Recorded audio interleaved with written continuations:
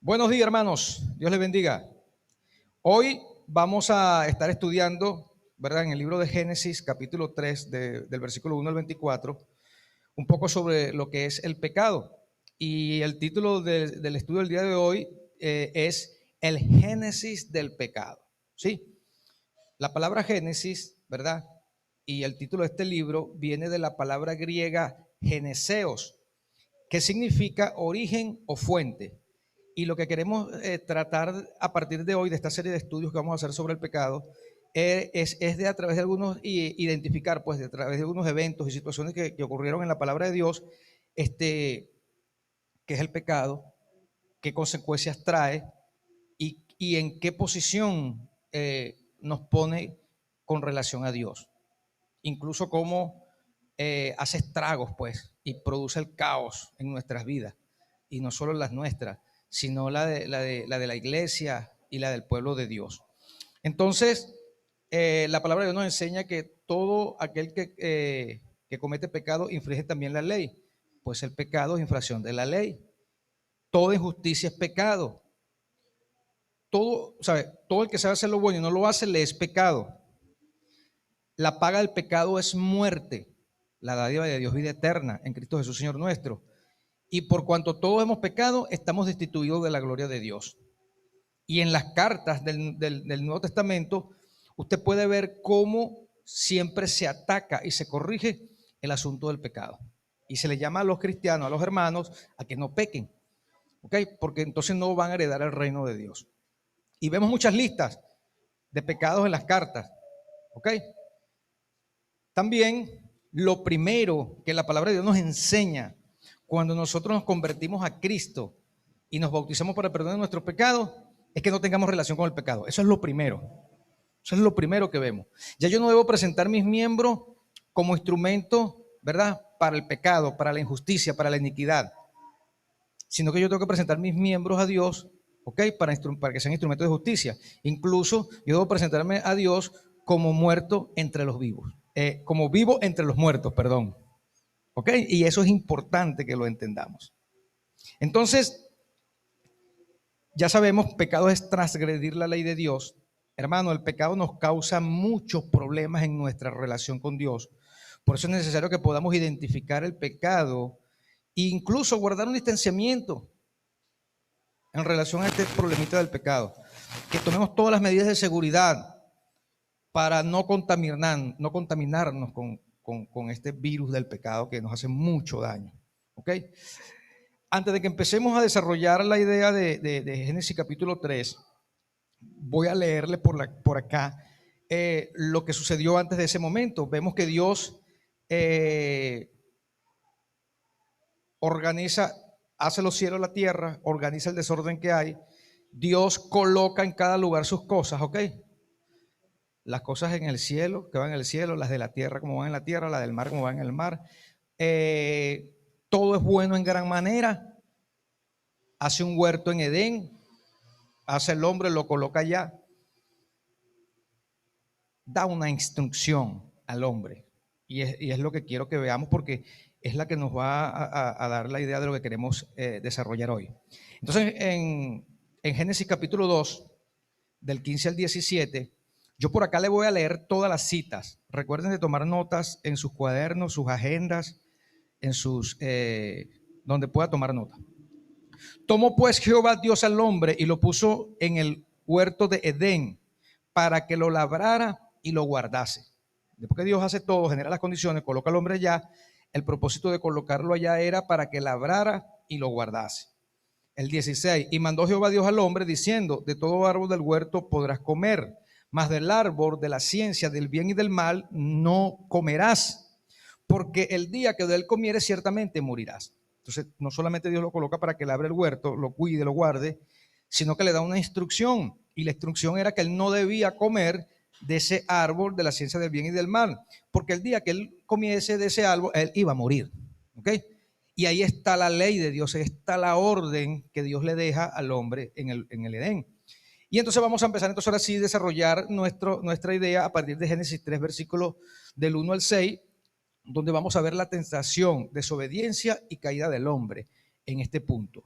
Pero la serpiente era astuta más que todos los animales del campo que Jehová Dios había hecho, el cual dijo a la mujer: con que Dios ha dicho, no comerás de todo árbol del huerto. La mujer respondió a la serpiente: del fruto de los árboles del huerto podemos comer, pero del fruto del árbol que está en medio del huerto, dijo Dios, no comeréis de él, ni le tocaréis, para que no muráis.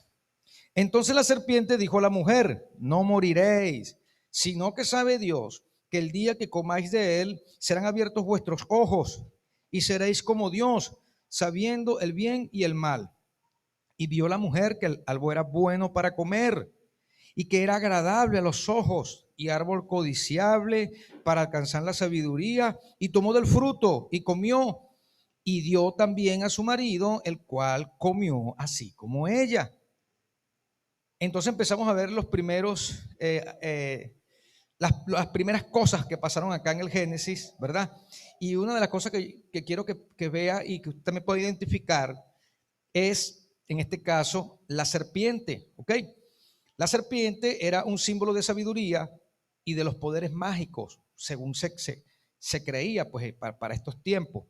Recuérdense que el Génesis se escribe cuando ellos están en el desierto.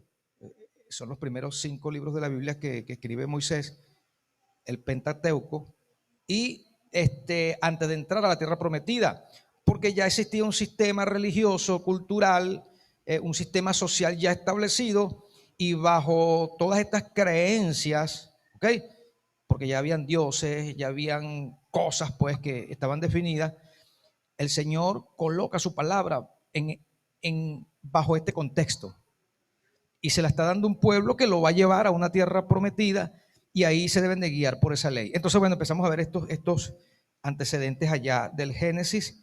Y bueno, la serpiente se creía que tenía poderes mágicos. Estas características la predisponían para ser de ella la representación de una potencia maléfica y opuesta a los planes de Dios,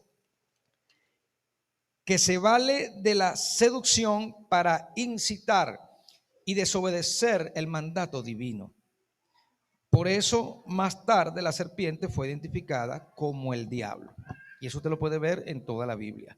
El diablo es el padre de toda mentira. ¿Okay? Eso era lo que Jesús le decía a los fariseos, los judíos allá en Juan capítulo 8, versículo 44. Dice así: vosotros sois de vuestro padre el diablo, y los deseos de vuestro padre queréis hacer. Él ha sido homicida desde el principio y no ha permanecido en la verdad, porque no hay verdad en él. Cuando habla mentira, de suyo habla, porque es mentiroso y padre de mentira. Y eso fue lo que la serpiente hizo en el huerto del Edén con Eva, engañarla con mentiras. ¿Ok?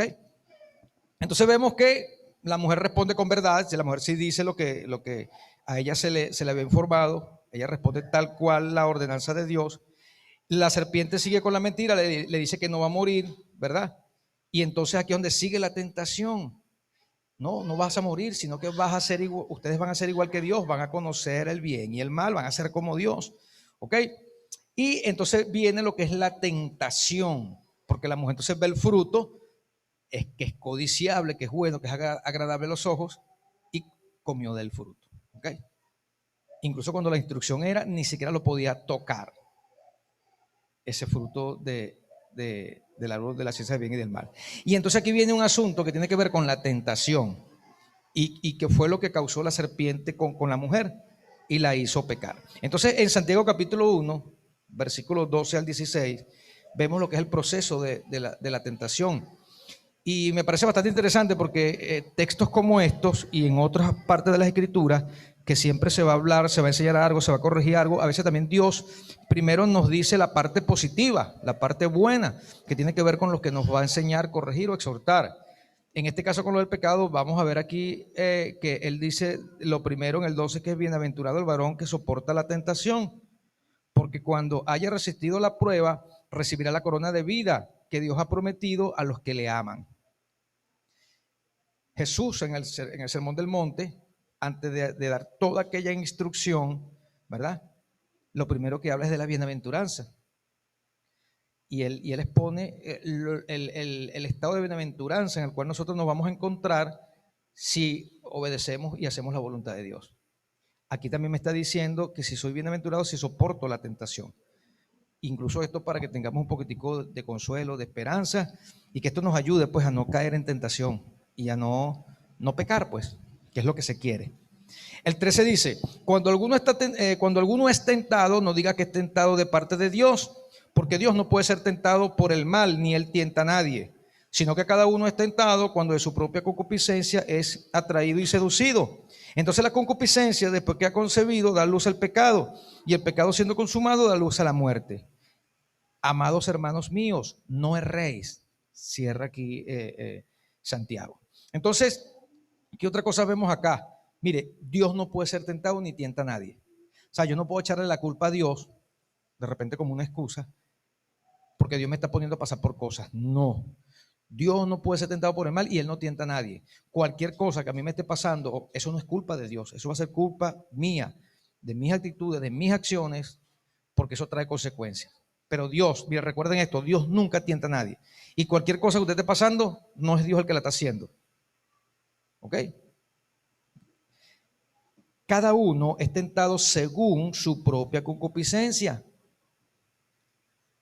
Cada uno es tentado según su propia concupiscencia. La concupiscencia es un deseo intenso de hacer algo, de tener algo, de anhelar algo. ¿Ok? Entonces, ese mal deseo me lleva al pecado. Pero no es culpa de Dios, esos son mis deseos, esos son mis concupiscencias. Cuando recibimos el don del Espíritu Santo, Él viene acompañado de 9 virtudes, y dentro de esas virtudes está la virtud de templanza o dominio propio. Esa virtud o templanza está colocada ya para que nosotros aprendamos a resistir nuestros malos deseos que están en nosotros como parte de nuestra debilidad humana, y que tenemos que aprender a controlar malos deseos. Los buenos deseos son buenos deseos, y eso es bueno porque siempre va a contribuir a lo bueno. Y bueno, después que ese mal deseo concibe, da luz al pecado, y el pecado da luz a la muerte. Y de la muerte que hablamos acá no es la muerte física, es la muerte espiritual. Es la separación del cuerpo y del espíritu. Así como el cuerpo sin espíritu está muerto, la fe sin obras es muerta.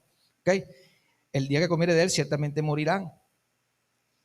Ellos comieron y estaban vivos, no murieron, murieron fue espiritualmente. La muerte física es la separación del espíritu y del cuerpo, ¿verdad? Y la muerte espiritual es la separación de Dios y nosotros por cuenta del pecado. Por eso es necesario que identifiquemos qué es el pecado, qué puedo estar yo cometiendo pecado que no me doy cuenta, y empezar a corregir y a no errar, pues, a no fallar el blanco. Y la palabra no erréis que menciona acá, esa palabra errar es andar, descarriarse, errar, extraviar, seducir, andar vagando, desviarse de la verdad. ¿Ok? En una voz activa significa hacer errar, engañar. Eso fue lo que la serpiente hizo con Eva. En la voz pasiva es ser conducido errante, extraviarse. Y eso fue lo que le pasó a Eva cuando comió del fruto, y automáticamente a Adán también. ¿Ok? Entonces, eso es importante que también lo sepamos allá y que podamos identificar. Mire, dese su tiempo, primeramente para que usted se examine y vea qué tipo de pecado puede estar usted cometiendo. Nosotros cometemos pecado de 2 formas, activa y pasivamente. Activamente, cuando, como este mandato que dio Dios, no coman del fruto del árbol, y comieron. Y pasivamente, cuando yo sé lo que es bueno y no lo hago, eso es pecado. ¿Ok? El cristiano no peca activamente, sí hay unos cuantos por ahí que lo hacen, ¿ok? Pero la gran mayoría peca es pasivamente. Saben lo que es bueno y no lo hacen. No somos practicantes del pecado, esa es otra cosa que tenemos que tener en cuenta. Nosotros cometemos pecado. El que no cometa pecado es mentiroso y hace mentiroso a Dios y no anda en la verdad. Todos cometemos pecado, todos, pero no somos practicantes del pecado. Ahí está la diferencia. Cuando nos hacemos practicantes del pecado, bueno, viene todo ese caos que más adelante lo vamos a ver. Entonces, ella comió, dio a su marido, y pasó algo raro. Estaban vivos, no murieron, estaban ahí. ¿Ok? Entonces ahí hubo la muerte espiritual. Y también fueron destituidos de la gloria de Dios. Más adelante lo vamos a ver. Eso causa el pecado. Todo era bueno en gran manera. Había una buena relación entre Dios, el hombre, el huerto del Edén. Dios generó todas las condiciones. Ahí estaban chévere, fino. Todo era bien, todo calidad. Hasta que llegó ese momento. Se echó a perder toda la relación, todo, las consecuencias fueron devastadoras, incluso hasta hoy y hasta que venga Cristo. Por eso tuvo que venir Cristo. Más adelante vamos a ver también la primera profecía mesiánica en cuanto a la venida del Mesías, como Dios también, entonces tuvo que empezar a hacer cosas para poder, lo que nosotros echamos a perder, él otra vez reconstruirlo, reparar esa relación que había. Y mire, Dios siempre ha procurado tener una relación bien con nosotros y con su pueblo, aunque el pueblo de Dios siempre ha sido rebelde. Y cuando leemos en el Génesis y en otras partes de la ley y los profetas, vemos que el pueblo de Dios siempre fue un pueblo rebelde, y así se menciona. Y Dios siempre ha estado ahí buscando el bien para su pueblo. Siempre lo ha hecho y siempre ha generado las condiciones. Entonces, bueno, como otro punto, mire, el pecado descubre mi vergüenza y entonces se desata el caos en nuestras vidas. Eso hace el pecado. ¿Sabe? Las cosas pueden estar bien, chévere, pero cuando cometes pecado, todo cambia. La luna se pone roja, el sol se oscurece, se pone tinieblas, así sea el mediodía. Y son unas tinieblas tan fuertes como las de la plaga en Egipto, que una persona no se veía frente a otra. ¿Sabe? Se hace una atmósfera gris, un panorama feo. Eso lo hace el pecado, hermano. Pero eso solamente lo experimenta los que andan en luz, ¿ok? Y cometen pecado. Porque el que está muerto no se da cuenta de eso. No se da cuenta. Echa a perder toda la relación con Dios. Viene el caos. Y eso fue lo que le pasó a Adán y Eva. Y de ahí para adelante todo lo que estamos sufriendo viene por origen del pecado en el huerto del Edén. Todo. El 7 dice, entonces fueron abiertos los ojos de ambos y conocieron que estaban desnudos. Entonces cosieron hojas de higuera y se hicieron delantales. Y oyeron la voz de Jehová Dios que se paseaba en el huerto al aire del día. Y el hombre y la mujer se escondieron de la presencia de Jehová Dios entre los árboles del huerto. ¿Se dan cuenta cómo cambió la relación ahora? Cuando estaban tranquilos, bien chévere y no había problema con Dios. Y a partir de este evento entonces ya hubo problema. Fueron abiertos sus ojos, ¿ok? Fueron abiertos los ojos de ambos. Se dieron cuenta que estaban desnudos. Y ellos, bueno, según su entendimiento para el momento, ellos quisieron cubrir con delantales hechos con hojas de higuera, cubrir su vergüenza. A ellos les pareció que podía ser. Y hay algo importante, es que cuando nosotros cometemos pecado, nosotros queremos cubrir nuestra vergüenza a nuestro modo. ¿Ok? Nosotros tapamos nuestra vergüenza de alguna manera. Y entonces a veces resulta que se nos abrió un hueco y tapamos uno y se abre otro, y tapo aquel y se abre otro. O simplemente dije una mentira y tengo que decir otra para tapar esa, y después decir otra para tapar esa. Y cuando acuerda ya no me queda más nada que decir y bueno, se me tiene que confrontar, ¿ok? Mira lo que pasó también. Se escondieron de la presencia de Dios. Eso también pasa cuando cometemos pecado. Nos escondemos de la presencia de Dios. Nos da vergüenza ahora estar delante de Dios. Y ciertamente ese evento nos pasa a todos. Cuando estamos mal, cuando estamos en pecado, no queremos orar, no queremos leer la Biblia, no queremos venir a la iglesia.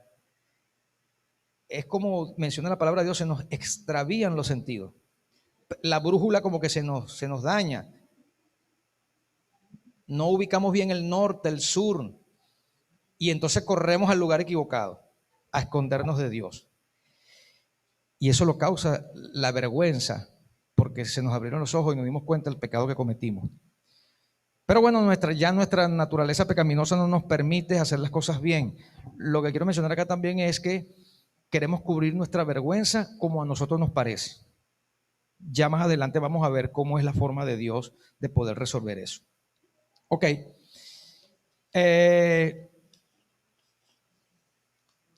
Dios, ya después de todo esto, y está dentro del plan de Dios también, Dios confronta al pecador. Dios lo va a hacer por medio de su palabra. Dios lo va a hacer por medio de un hermano que me corrija, que me exhorte. ¿Ok?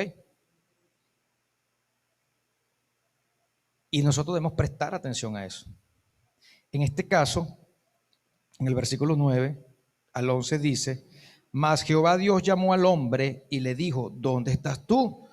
Y él respondió: oí tu voz en el huerto y tuve miedo, porque estaba desnudo y me escondí. Y Dios le dijo: ¿quién te enseñó que estabas desnudo? ¿Has comido del árbol del que yo te mandé no comieses? Y entonces vemos cómo Dios confronta a Adán. Miren cómo la relación está mal ya. Ya se está escondiendo de Dios, ya no quiere hablar con Dios. Dios tiene que confrontarlo y lo hace por su palabra.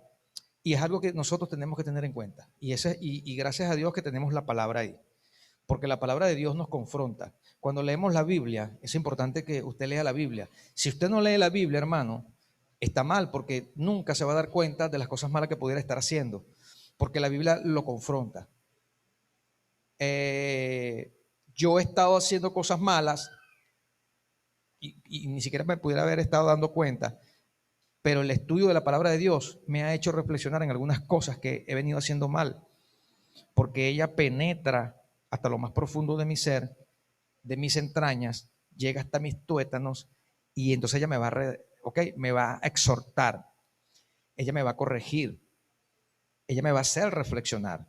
Y entonces lo más humilde y sensato que yo puedo hacer es tomar medidas correctivas con el asunto. Por eso es importante la lectura de la palabra de Dios, porque usted puede corregir. ¿Ok? Toda la palabra es inspirada por Dios y útil para enseñar, para corregir, para redarguir, para instruir en justicia, a fin de que el hombre de Dios sea perfecto, enteramente preparado para toda buena obra. Eso lo hace la palabra de Dios. ¿Ok? Si no, también Dios pone en la palabra de Dios formas, métodos, como nosotros podemos hacer. Todo el Nuevo Testamento nos enseña que debemos exhortarnos los unos a los otros, que si mi hermano es sorprendido en alguna falta, yo debo restaurarlo con espíritu de mansedumbre, yo debo ir a hablar con él. Si me oye ganado un hermano, si no voy con algunos testigos, si no lo digo a la iglesia, si no lo tengo por gentil y publicano. Pero el propósito siempre de la palabra de Dios es restaurar, insertar, acercar a Dios. Nunca jamás es apartar. Y a veces hay hermanos que son confrontados, son corregidos, y muchas veces me lo han dicho a mí: hermano, me están haciendo eso porque me quieren botar de la iglesia. Cuando llegamos a ese extremo: no, hijo, esto no es para botarte de la iglesia, esto es para procurar de que tú estés en la iglesia de nuevo. Entonces esos 3 pasos, que a veces eso no se debe usar con esa mala intención, ¿no? El propósito de eso es corregir, restaurar. Y eso Dios lo deja en su palabra. Y eso es lo que Dios viene haciendo desde el principio, desde el Génesis. Dios viene haciendo esto. Más adelante lo vamos a ver. Entonces, vemos muchos ejemplos de confrontación en la Biblia. Me gusta mucho el caso de Natán cuando confronta a David, porque David cometió adulterio con Betsabé, mata al esposo Urías, y él está tranquilo como si aquí no ha pasado nada. Aunque él usó de artimaña ahí también para lograr todo eso. Y buscó los mecanismos, pues, como a él le pareció para hacer eso. Y fue confrontado por el profeta Natán con la parábola de la corderita. Y eso es lo que debemos hacer nosotros. Cuando usted vea que yo esté cometiendo un error, confrónteme, dígamelo. Me está usted librando de un mal. Y eso tengo que verlo yo como bueno, no como malo. Tenemos que aprender a identificar eso también, ¿ok? Yo tengo que aprender, bueno, vamos a ver aquí adelante, porque tiene que ver el otro punto con las excusas y la búsqueda de un culpable. Vamos a leerlo, versículos 12 y 13. Y el hombre respondió: la mujer que me diste por compañera me dio el árbol y yo comí. Entonces Jehová Dios dijo a la mujer, ¿qué es lo que has hecho? Y dijo la mujer, la serpiente me engañó y comí. Y más adelante vinieron las consecuencias para la serpiente, que no tuvo a quien echarle la culpa. Y esa es otra parte de las cosas que causa el pecado. Y de tapar mi vergüenza. Entonces el hombre le echó la culpa a la mujer le echó la culpa a la serpiente. Y así también procedemos nosotros cuando cometemos errores. Siempre buscamos un culpable, cuando los culpables somos nosotros mismos.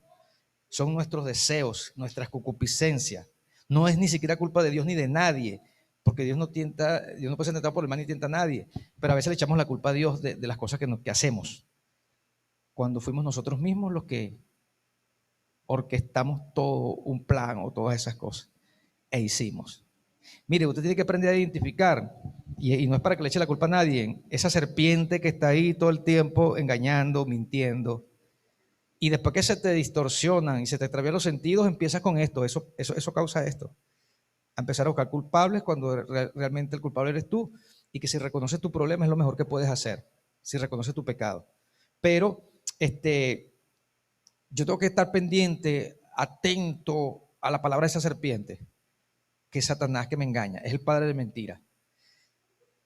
Satanás, cuando Jesús dijo que tenía que morir, ser sacrificado, iba a resucitar el tercer día, Pedro le dice, no, Señor, ¿cómo te va a pasar eso?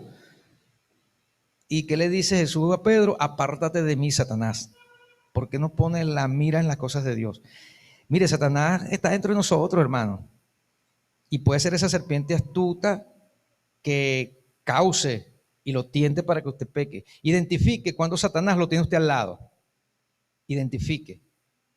Identifique cuando le están diciendo mentira.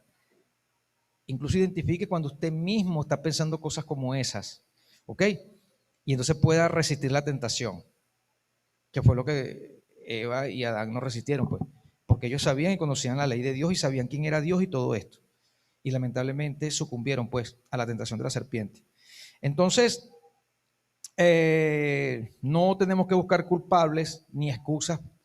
Es mejor reconocer, dar risa esta parte, porque la mujer que me diste, ok, huesos de mis huesos, carne de mi carne, y entonces ahora la mujer que me diste, ya no era lo que dijo al principio, ok. Y bueno, la mujer le echó la culpa a la serpiente, y la serpiente, como no halló a quien decir nada, tuvo que aguantar su palo de agua, pues. Mire esta consecuencia para la serpiente, porque ya a cometer el pecado vienen las consecuencias y vienen toda esa serie de eventos. ¿Sabe? Cómo algo que era bueno todo en gran manera y ya una cosa lleva a otra, es lo que te quiero también decir. El pecado te lleva a una cosa y después a otra y a otra y a otra. Podríamos decir, hay una reacción en cadena. Mire, que si usted no se arrepiente rápido, es destructora esa reacción en cadena. ¿Ok? Mire, versículo 14. Jehová Dios dijo a la serpiente, como ella no pudo echarle la culpa a nadie, por cuanto esto hiciste, maldita serás entre todas las bestias y entre todos los animales del campo. Sobre tu pecho andarás y polvo comerás todos los días de tu vida. Chévere, consecuencias para ella. ¿Ok? Mire, a pesar de todas estas cosas, de todo este caos, de toda esta tiniebla, de toda esta atmósfera gris, de todo ese egoísmo ahora entre el hombre y la mujer, y todo lo que aquí viene, encontramos un rayo de luz en todo este drama, ¿no? Y está en Génesis 3.15. Génesis 3.15 es la primera señal mesiánica que hace referencia a la venida del Cristo, del Mesías, del Hijo de Dios, del Salvador de este mundo, de la raza humana, de todo eso malo que hizo el hombre ahí. Ya Dios está diciendo, bueno, vamos a ver cómo arreglamos esto. Y hay una forma. Dios siempre ha buscado la forma de poder tener una buena relación con nosotros, con su pueblo. Y aquí ya empezamos a ver cómo Dios muestra esa misericordia. Y tú sabes algo, que esto nos lo enseña Dios en la Biblia y nosotros no. Entonces nosotros no queremos perdonar, nosotros no queremos restaurar, nosotros seguimos siendo egoístas, seguimos teniendo la serpiente enrollada en el cuello, hablándonos aquí al oído. No perdones, no reconcilies, sigue rencoroso, eso es mentira, todo eso. Entonces imagínate esa serpiente enrollada en el cuello, hablándote en el oído. Creo que te imagines eso nada más. Hoy día más de uno anda así. Mientras Dios quiere restaurar, Dios quiere bendecir, Dios quiere proveer, Dios quiere generar condiciones, nuestras concupiscencias no nos permiten ver eso. Ok, aquí vemos la primera señal, Génesis 3:15. Y pondré enemistad entre ti y la mujer, y entre tu simiente y la simiente suya. Esta te herirá en la cabeza y tú le herirás en el carcañar. Esta profecía habla del Cristo, del Mesías, de Jesús. El pecado es la simiente de Satanás, es la simiente de la serpiente. Jesús es la simiente de la mujer. Y Jesús, con su muerte en la cruz, pisa la cabeza de Satanás o la serpiente y lo destruye. Hermanos, Satanás ya está destruido. ¿Ok? Solamente que Satanás no se quiere ir solo al infierno. Él quiere llevarse un gentío con él. Y lo está haciendo a costilla de embuste, de mentira, porque es el padre de mentira. ¿Ok? Está provocando, tentando a la gente y nosotros estamos cayendo en sus palabras y estamos pecando. Ya Jesús destruyó a Satanás en la cruz. Lo que estamos esperando ahora es que la segunda venida de Cristo, ¿ok? Ya murió por nuestros pecados. Ese es el Cordero de Dios que quita el pecado del mundo. Vamos a ver algo interesante un poquitico más adelante sobre esto. Fue el sacrificio perfecto. Y lo que estamos es esperando que más gente se añada a su reino. No sabemos quién va a ser el último, pero ese día va a venir Cristo, ¿ok?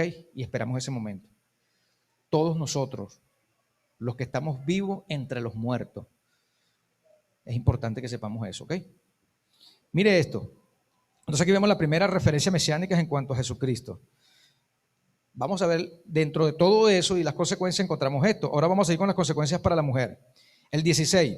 A la mujer dijo, multiplicaré en gran manera los dolores de tus preñeces, y con dolor darás a luz a tus hijos, y tu deseo será para tu marido, y él se enseñoreará de ti. ¿Ok?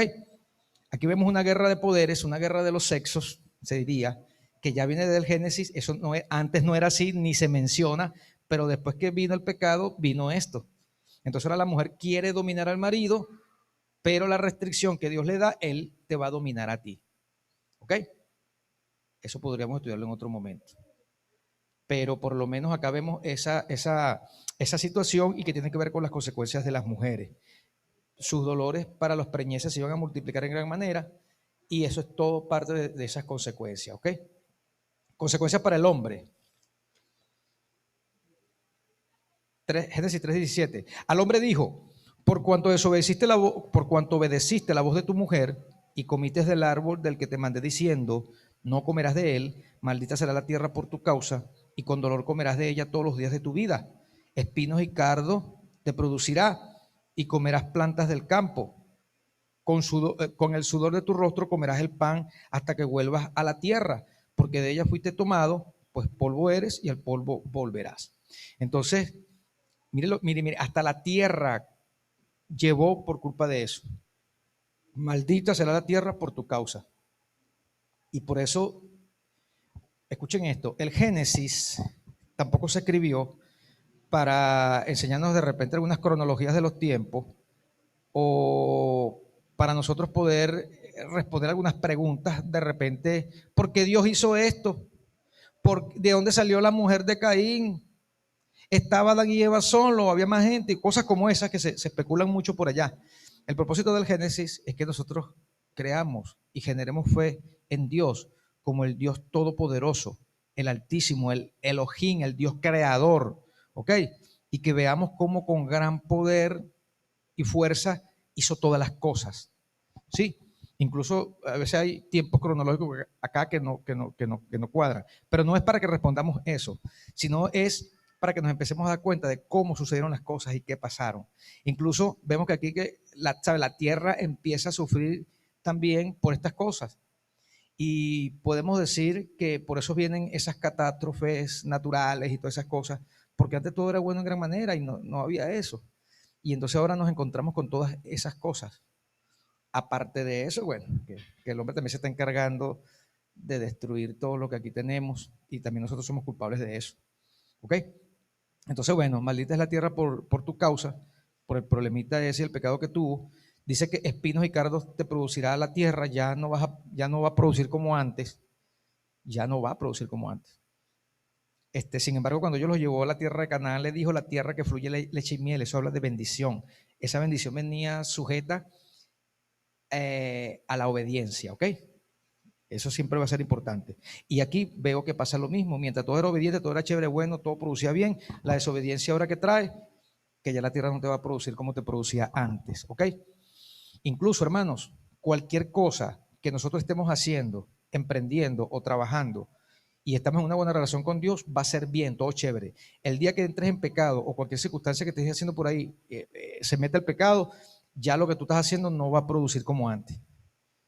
Yo no sé si usted ha experimentado eso alguna vez. Yo pudiera darle muchos ejemplos de eso. ¿Ok? Usted dirá, bueno, este hermano como que peca todos los días. Yo no soy practicante del pecado, pero yo peco. Y cuando peco yo me doy cuenta. Y siento el rigor de lo que es estar separado de Dios. Y déjeme decirle que no es bueno. Yo creo que usted ha sentido lo mismo que yo. Pero entonces las cosas que hacemos ya no producen como antes. ¿Sí me entiende? Usted sabe de lo que le hablo. Muy bien. 19. Con el sudor de tu rostro comerás del pan hasta que vuelvas a la tierra. Entonces ahora es más difícil ganarse el pan, el alimento. Hay que esforzarse más que antes porque la tierra ya no da como antes. ¿Ok? Del polvo fuimos tomados y al polvo vamos a volver. Esto habla inevitablemente de la muerte. Mire, Eclesiastés capítulo 12, versículo del 1 al 7, del 1 al 5 habla de los síntomas de la vejez. Eso también tiene que ver con esto. Eso está vinculado con este problemita del pecado en el Edén. Y habla de que, bueno, me voy a poner viejo y voy a empezar a tener problemas. Voy a perder el oído, el gusto, se me van a caer los dientes, ya no voy a poder caminar como antes, ni correr, van a tener que llevarme. No voy a ver bien, no voy a escuchar bien. Todo eso, síntomas de la vejez. Incluso dice que yo debo acordarme de mi Creador antes que el cordón de plata se rompa. ¿Ok? Y que la polea se rompa y el cuenco se caiga y se rompa. Mira, mi vida anda pendiendo en un hilo, guindando en un hilo. ¿Ok? Y Eclesiastés dice que el polvo vuelve al polvo de donde vino y el Espíritu de Dios que lo dio. Entonces, del polvo fuimos tomados y a él vamos a volver. Y habla de eso. Entró la muerte por cuenta del pecado. Incluso así mismo, como entró la muerte, también entró la vida por cuenta de un hombre. Por Jesús entra la vida, por Adán entra la muerte, por Jesús entra la vida. Dios siempre está buscando la reconciliación con nosotros. Y a veces no nos damos cuenta. Y eso lo ves tú en todo el panorama bíblico. Mira, algo importante. El 20.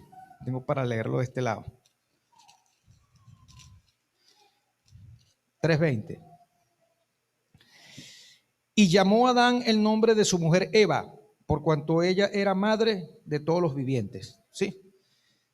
Hay un discurso que me gusta mucho y es el que Pablo dio en el Areópago en Atenas. Y él decía lo siguiente, Hechos 17, 26 al 27.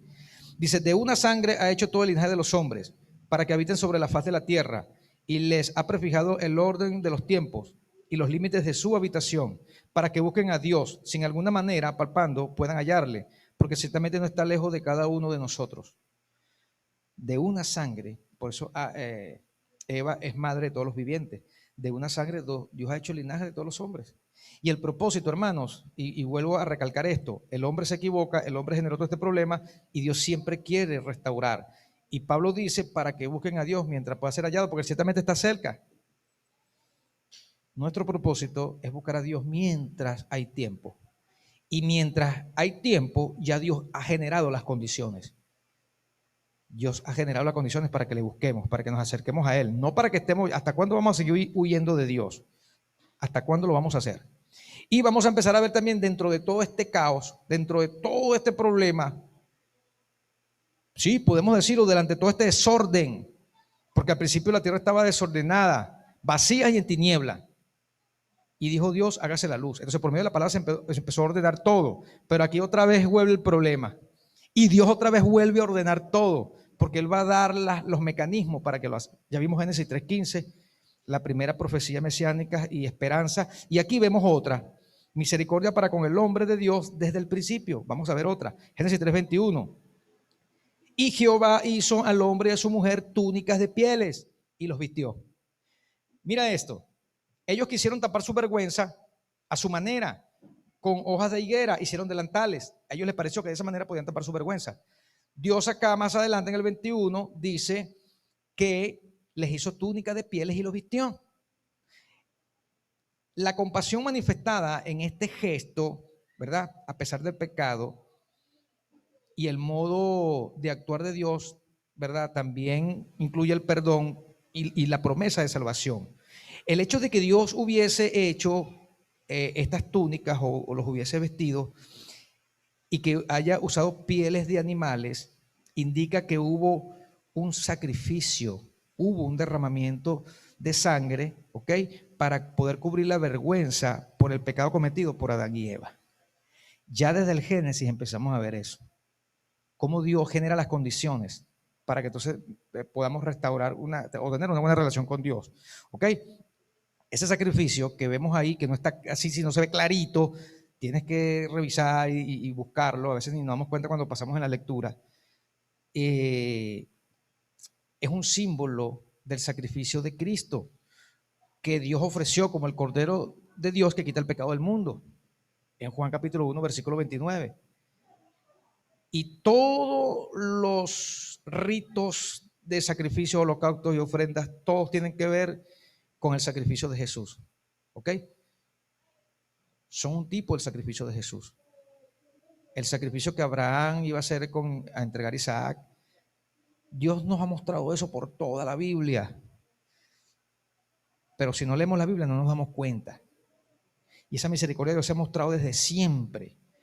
Y creo que también se ha mostrado para que nosotros seamos igual que Él. ¿Ok? Entonces, esta es la forma de cubrir nuestra vergüenza. Ya Dios ofreció a su Hijo como el único sacrificio perfecto. Ya no hace falta más sacrificio por el pecado. Pero bajo el sistema levítico de adoración, todos esos sacrificios que se hacían cada año era para cubrir la vergüenza del pueblo. Pues Dios lo permitía de esa manera, pero ya envió a ese cordero que fue sacrificado por nosotros. Mire, después de todo esto, Dios entonces también toma medidas, pues, al caso. O sea, no es que entonces el hombre pecó y él quedó ahí tranquilo. No, ¿sabes? Yo quiero que tú sepas que tu pecado trae consecuencias y entonces ya las cosas no van a ser como antes. Ahora todo cambia. Ya, ¿sabes? Todo lo que se te generó, todo lo que Dios te había dado, toda la bendición, todo lo que tú tenías, ya se acabó. Ahora las reglas cambian. Y entonces Dios tiene que tomar medidas, incluso precauciones al caso. O sea, tú no puedes pecar y puedes estar aquí tranquilo en la iglesia como si aquí no ha pasado nada. Porque tu pecado, quiero que sepas que tu pecado te afecta primeramente a ti en tu relación con Dios, afecta a tu familia, que es la que está ligada a ti directamente, afecta a la iglesia, afecta a tu comunidad, afecta a tu país y afecta a este mundo. ¿Sabe? La magnitud es grande de las consecuencias. Yo creo que yo cometo pecado, ando por ahí fornicando, adulterando, haciendo toda clase de pecado y yo vengo para acá tranquilo que no ha pasado nada. No, hermano, es grave. Eso lo vamos a ver a partir de hoy, para el próximo domingo en adelante, otros ejemplos de hombres que cometieron pecado y las consecuencias que esos pecados trajeron para ellos, para su familia y para el pueblo de Dios. Solamente eso. Para que usted cree conciencia y maduremos eso y sepamos que cada vez que yo cometo pecado, ¿sabe? Lleva más de uno por mi culpa. Lleva más de uno por mi culpa. Mira lo que hizo Dios. Y dijo Jehová Dios en el versículo 22, he aquí el hombre es como uno de nosotros, sabiendo el bien y el mal.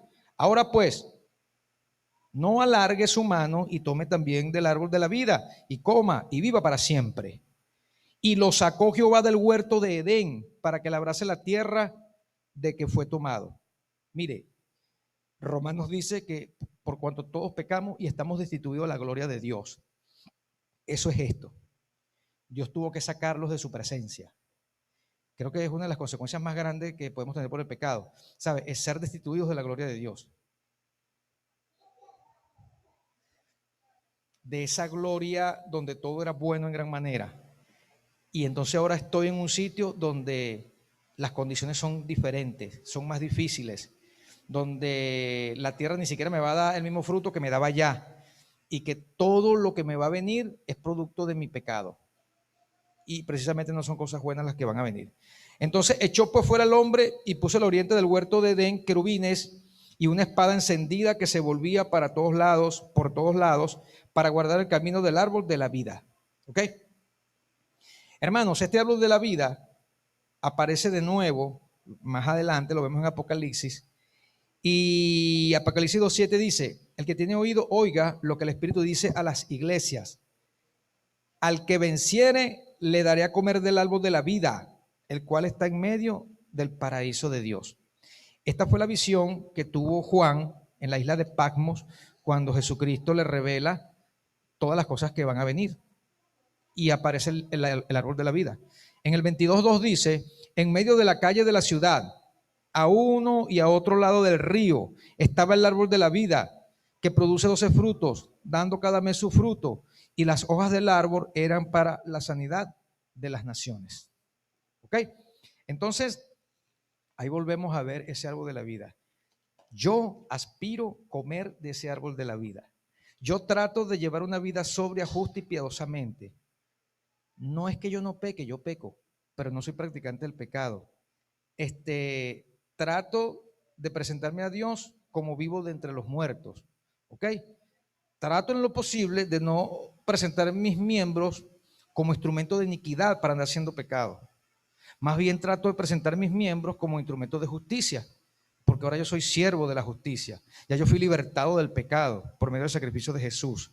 Yo tengo que saber que todo aquel que comete pecado infringe también la ley, pues la ley es, pues el pecado es infracción de la ley, que toda injusticia es pecado, que todo el que sabe hacer lo bueno y no lo hace le es pecado, que la paga del pecado es muerte y que todos estamos destituidos de la gloria de Dios. Pero esa es mi condición entonces, y que mi concupiscencia, mis deseos son los que me permiten caer en pecado. Ahora, yo lo que quiero que ustedes se lleven también hoy es que usted debe hoy, y a partir de todas estas semanas que vamos a estar hablando sobre el pecado, usted pueda reflexionar, que usted pueda investigar, que usted pueda leer su Biblia, 1 Corintios, 2 Corintios, Romanos, Gálatas, Colosenses, Filipenses, todas esas cartas, Tesalonicenses, Efesios, todas hablan del pecado. ¿Ok? Y empiece a identificar qué pecado está cometiendo y arrepiéntase, porque ya Dios generó las condiciones, ya Él envió a su Hijo Jesús a morir por nosotros, ya nosotros hemos obedecido el Evangelio de Jesús y entonces ahora tenemos ese acceso al trono de la gracia por medio del sacrificio de Jesús. Incluso el Espíritu Santo de Dios intercede por nosotros con gemidos indecibles delante de Dios. Jesucristo mismo intercede por nosotros. Entonces lo único que Dios quiere es que nos arrepintamos, que le busquemos, que identifiquemos el pecado, nos arrepintamos y le busquemos, no que huyamos de Dios. No busquemos la manera de tapar nuestra vergüenza con higueras y hagamos delantales a nuestra manera, no, hágalo como Dios lo estableció. Arrepiéntase como Dios manda. Si usted no ha obedecido el Evangelio, arrepiéntase, crea en el Evangelio, arrepiéntase, ¿verdad? Confiese a Jesús como el Hijo de Dios, bautícese para perder su pecado, entonces Dios va a cubrir va a tener vestiduras blancas, como también enseña la Biblia, y Jesús lo va a añadir a su iglesia. ¿Ok? Reflexione mucho en eso. Ya Dios generó, como le dije, todas las condiciones. Busque a Dios mientras pueda ser hallado. Búsquelo mientras pueda ser hallado. En otras lecciones y en otros domingos vamos a estar hablando otros temas que tienen que ver con el pecado.